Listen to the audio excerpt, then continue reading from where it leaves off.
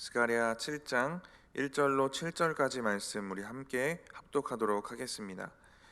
다리오 왕 제4년 아홉째 달 곧 기슬레 월 차일에 여호와의 말씀이 스가랴에게 임하니라.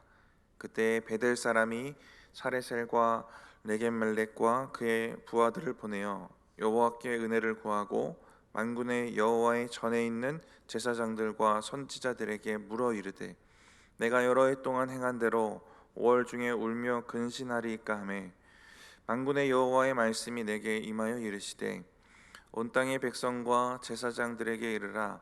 너희가 70년 동안 다섯째 달과 일곱째 달에 근심하고 애통하였거니와 그 금식이 나를 위하여 한 것이냐.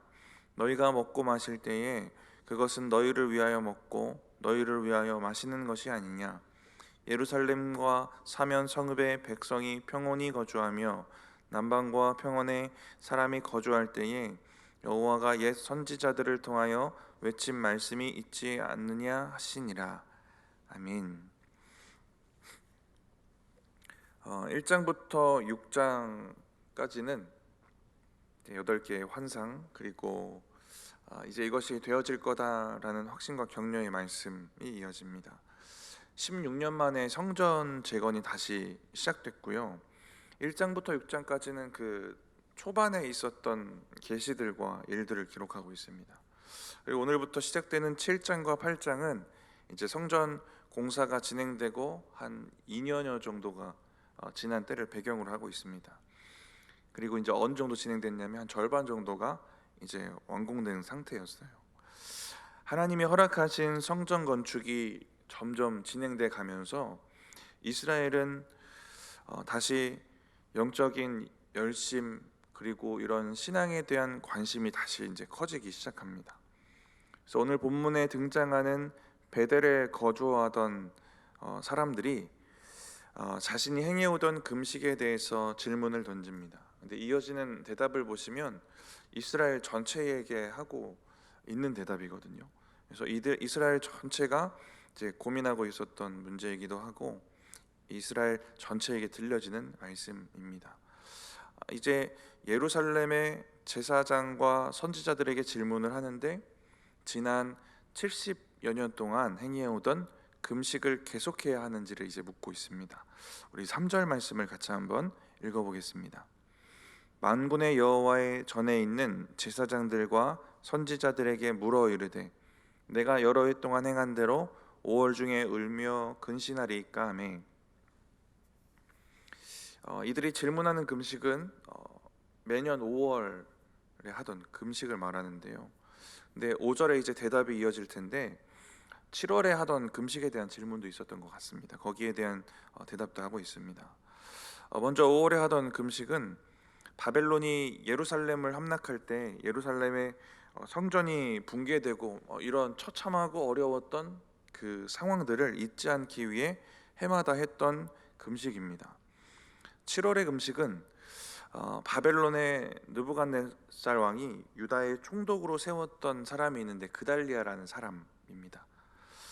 그런데 이스마엘에게 살해돼요. 이제 이스마엘 누구냐면 왕족인데 이스마엘은 이 그달리아가 그 왕족의 그 왕권을 이제 침해하려고 한다라는 생각을 했던 것 같습니다. 이 사건을 기억하면서 이제 또 금식을 했던 것 같아요. 과거에 5월과 7월에 이스라엘에게 아픔과 고통이 있었고 실패가 있었습니다. 근데 이걸 기억하면서 이제 금식을 하는 거예요. 의미와 동기는 나쁘지 않습니다. 근데 이제 왜 그만할지를 묻고 있을까요? 포로에서 돌아오고 있고 성전이 지어지고 있고 이게 절반 정도 또 지어졌고 오랫동안 하나님의 뜻이 되어지고 있다는 것을 이제 보고 있습니다. 이제 포로로 돌아온 거, 성전 지어지는 거는 이제 슬퍼하고 그것들을 기억할 일이 아니라 기뻐하고 이제 찬양할 일이다, 이렇게 생각을 했던 것 같습니다. 이제 과거의 아픔이 회복되고 있는 이 상황에서 과거의 아픔을 놓고 금식하는 게 이상하게 여겨진 거예요.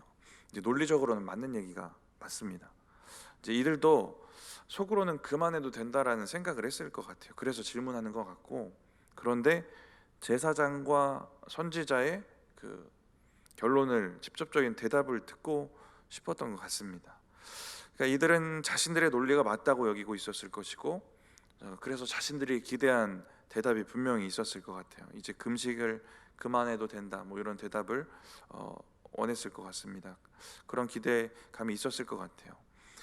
만약에 다른 대답을 추측하더라도 당분간 조금만 더 금식을 계속하자, 뭐 이 정도의 대답을 추측했을 것 같습니다. 근데 이어지는 대답을 보면 상당히 반전이고 충격적인 얘기들이죠. 그들의 입장에서는. 우리 5절 말씀 같이 한번 읽어보겠습니다. 온 땅의 백성과 제사장들에게 이르라. 너희가 70년 동안 다섯째 달과 일곱째 달에 금식하고 애통하였거니와 그 금식이 나를 위하여 한 것이냐. 하나님은 이들이 어떤 사건을 기억하면서 언제 얼마간 금식을 했는지 관심이 없으세요. 그 금식 자체에 본질적인 문제가 있었기 때문입니다. 그 금식이 하나님 보시기에 거짓된 금식이었기 때문에. 그래서 5절에 그게 누구를 위한 금식이냐 이런 질문하시는 거예요. 나를 위하여 금식한 적이 없지 않느냐라는 뉘앙스입니다. 70년 가까이 금식했는데 헛수고했다라는 얘기예요. 내가 그거 안 받았다라는 얘기입니다. 하나님께서 오히려 책망을 듣고 있습니다. 저와 여러분의 신앙 생활도 늘 민감하게 돌아봐야 되는 이유가, 우리가 늘 기도하는 거, 하나님 받으시는 예배, 받으시는 우리의 중심, 이런 부분에 대해서 기도하는데 정말 세밀하게 우리의 신앙의 여러 행위들, 작은 거 하나라도 하나님께 헛되이 드려져서 받지 않으시는 게 없을까 또 돌아보고 돌아봐야 되는 것 같습니다. 하나님은 이스라엘의 이 금식이 하나님을 위한 금식이 아니다라고 하시고 계신 겁니다. 이 금식은 그냥 그들의 그냥 종교적 열심이었고, 그걸 과시하기 위한 형식적인 또 인위적이고 가식적인 금식이었습니다. 근데 본문에서 느껴지는 느낌은 뭐냐면, 이들은 자기가 해온 금식에 대해서 스스로 문제점을 느끼지 못하는 것처럼 보입니다. 이런 부분 때문에 그랬을 것 같아요. 자기들만의 감정적인 동기부여는 있지 않았겠습니까? 그들은 나라가 망했던 고통과 실패를 슬퍼하는 마음은 아마 있었을 것 같아요. 그 마음으로 금식은 했을 것 같습니다. 금식하면서 감정적으로 요동하는 부분은 있었을 것이고요. 그렇게 감정이 바뀌어지는 부분들은 있었던 것 같아요. 근데 그게 전부가 아니고 그게 하나님이 받으시는 기준이 될 수는 없다라는 겁니다. 눈물을 많이 흘렸다고 좋은 회개가 아닌 것처럼, 감정적으로 요동하고 애통했다고 이제 좋은 금식이 아니었던 것입니다. 우리도 신앙생활 가운데 잘 속을 수 있는 게 감정 아니겠습니까? 은혜 받을 때의 느낌이랑 그냥 감정이 요동하는 거랑 비슷하기 때문에 그럴 수도 있는데, 혼동할 때가 있습니다. 신앙적인 감정의 변화도 있고, 은혜 받을 때 우리의 감정이 움직이는 것도 맞기 때문에 그렇습니다. 그냥 감정의 요동인지 은혜 받은 것인지 이것을 구분하는 것은, 오늘 하나님이 중심을 꿰뚫어 보고 계시는 것처럼 우리의 중심에 하나님께 초점이 두어져 있는지, 그래서 결단을 한다거나 또 결론적으로 남겨지는 것에 하나님의 뜻과 생각이 있는지를 이제 돌아보면 되는 것 같습니다. 그러니까 오늘 본문의 금식이 하나님이 받으시는 금식이 되려면 이 민족적인 비극과 또 실패의 사건, 그걸 슬퍼하고 애통해 하는 것을 넘어서 이게 왜 일어났을까? 죄 때문이구나. 그럼 회개해야지. 하나님께로 돌이켜야지. 이러한 방향 설정과 또 이러한 동기부여가 있었어야 된다라는 것입니다.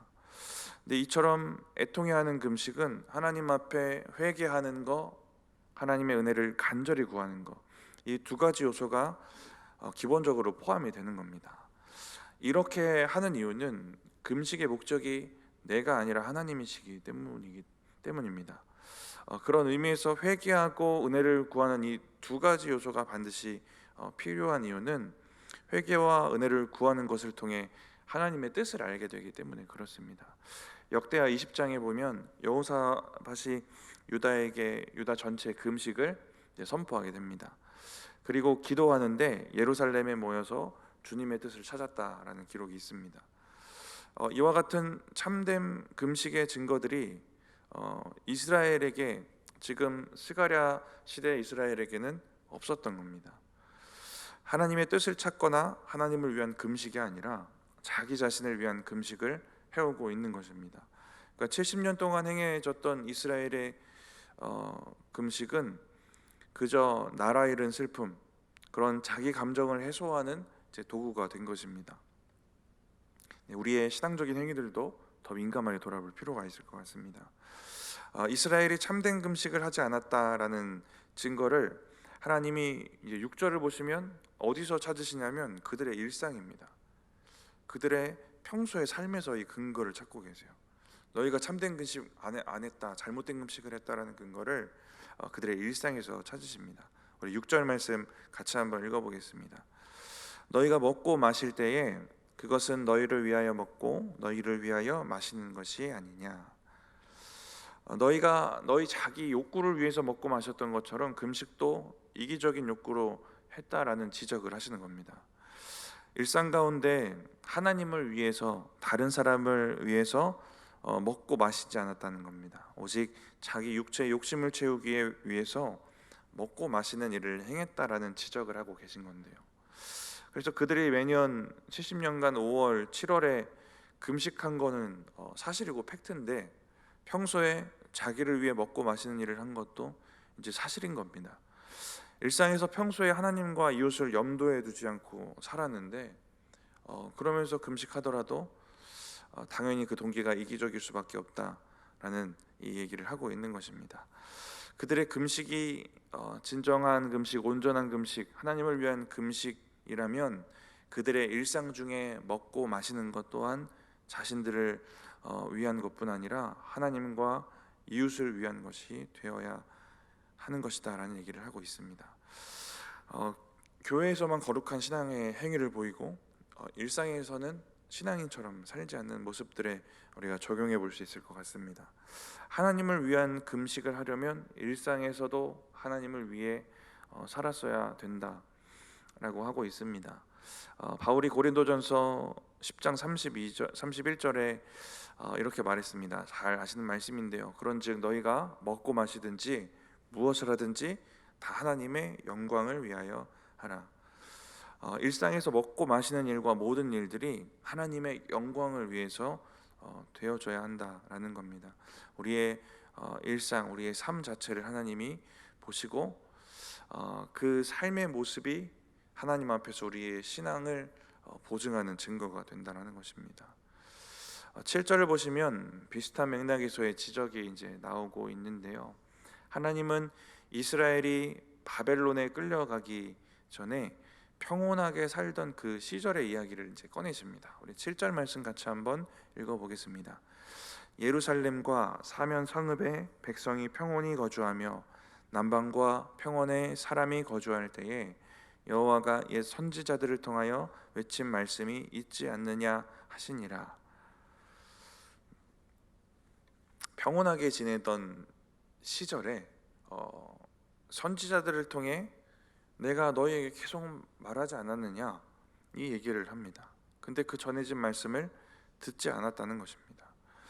이 이야기를 꺼내시는 이유는 지금도 똑같기 때문에 그렇겠죠. 선지자들의 말씀에 불순종했던 과거, 그 과거 때문에 바벨론으로 끌려갔던 결과도 있었는데 여전히 똑같은 겁니다. 그런데 우리가 앞서 봤던 것처럼 금식이라는, 그것도 잘못된 금식이라는 자기의 신앙의 행위만 내세우고 있는 겁니다. 이스라엘은 밥만 굶고 있고요, 자기 감정만 해소하고 있고 자기 신앙의 열심만 내세우는 그런 거짓 금식하고 있는 겁니다. 비극적이고 처참한 과거의 역사를 기억하면서 금식을 했다면, 그것이 바른 금식이었다면 왜 그 일이 생겼는지를 돌아봤어야 했을 것이고, 돌아봤다면 말씀에 순종하지 않았던 그 모습들이 회개가 되어졌을 것입니다. 근데 지금 이스라엘은 말씀에 순종도 안 하면서 하나님의 뜻, 금식을 해야 될까요? 말아야 될까요? 이걸 묻고 있는 겁니다. 말씀에 순종하지 않는데 잘못된 금식만 하고 있는 겁니다. 정말 중요한 건 놓치고 껍데기만 남겨지는 겁니다. 계속 말씀드리지만 우리도 민감히 돌아봐야 되는 문제입니다. 저와 여러분의 신앙생활이 정말 중요한 것, 그 순종은 놓치고 겉으로 드러나는 껍데기만 남지 않아야 한다라는 것입니다. 여러 신앙적인 부분들에 저도 말씀을 묵상하면서 적용을 해봤는데, 저는 묵상하면서 어떤 부분에 적용해봤냐면 말씀 묵상에 적용을 해봤어요. 이스라엘이 말씀에 순종도 안 하고 하나님의 뜻을 구하고 물었던 것처럼 순종도 안 하면서 이 묵상이라는 형식만 계속 유지할 수도 있겠다라는 생각이 들었습니다. 말씀을 읽을 때 주시는 그 감정적인 변화, 결단은 없는 거, 그래서 삶의 변화도 없는 거, 순종도 없는 거. 그런데 그냥 그 형식, 그리고 말씀 묵상할 때 어느 정도 요동하는 감정적인 느낌, 이것만 계속 유지하면서 그 형식과 껍데기에 매여 살 수도 있겠구나라는 생각도 들었습니다. 말씀에 순종하지 않고 결단도 없는데 묵상만 하는 겁니다. 형식만. 말씀 묵상이든 금식이든 또 어떠한 신앙의 행위이든 겉으로 드러나는 것뿐만 아니라 그 속에 있는 중심, 그리고 그래서 하나님의 뜻에 맞춰서 또 살아가고자 하는 결단, 순종, 이것들이 중요한 것이다 라는 것입니다. 이 껍데기로 사람은 속일 수 있을 거예요. 만약에 금식한다고 하면 그게 잘못된 금식이어도 밥 굶고 있는 그 행위 자체는 똑같으니까요. 어떤 사람의 금식이 진정한 금식인지 아닌지 사람들은 모릅니다. 근데 밥을 굶고 있는 그 외적인 건 똑같으니까. 그런데 중요한 것은 우리의 신앙적 행위를 하나님이 어떻게 보시는가, 하나님 앞에서 어떠한 것 아니겠습니까? 하나님이 원하시는 그러한 우리의 신앙적인 행위들, 그러한 신앙생활이 되어지기를 원합니다. 말씀을 마치면서요, 저와 여러분이 하는 신앙의 행위들이 하나님 앞에서 더 거룩하고 하나님을 기쁘시게 하는 것이 되기를 축복합니다. 이 행위만 남지 않도록 일상에서도 모든 일을 주님의 영광을 위해 또 아름답게 순종하시며 나아가시는 저와 여러분들 되시기 바랍니다. 잠깐 기도하겠습니다. 하나님, 오늘 말씀을 통하여서 우리에게 남아있는 형식적인 믿음들을 돌아봅니다. 하나님, 우리의 신앙생활이 겉으로 드러나는 부분만 남겨지지 않도록 우리의 중심을 늘 새롭게 하시고 하나님을 향한 우리의 마음이 늘 뜨겁게 하시고 하나님께 순종하고 말씀대로 살고자 하는 우리의 결단이 항상 굳건히 세워질 수 있도록 주님 도우시고 함께하여 주시옵소서. 하나님, 오늘 하루 또 주신 말씀 붙잡고 그렇게 살아가기를 원하오니 주님 동행하시고 함께하여 주시옵소서. 감사합니다. 예수님의 이름으로 기도드립니다. 아멘.